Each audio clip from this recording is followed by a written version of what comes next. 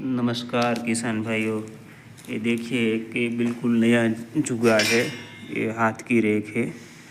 ये आप एग्रीकल्चर में यूज कर सकते हैं, जैसे कि खरपतवार इकट्ठा करना, पशुओं का चारा भरना, और वैसे कई अलग अलग कामों में ये यूज़फुल है। देखिए, और ये बिल्कुल इसका वेट जो है वो बिल्कुल कम है। देखिए, आप फिनिशिंग देखिए, एकदम नया जुगाड़ है।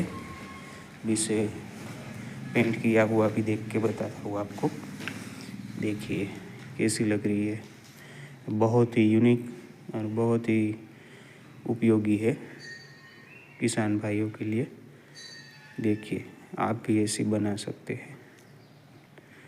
ऐसे ही वीडियो और नई जानकारी के लिए हमारा चैनल सब्सक्राइब करें। धन्यवाद।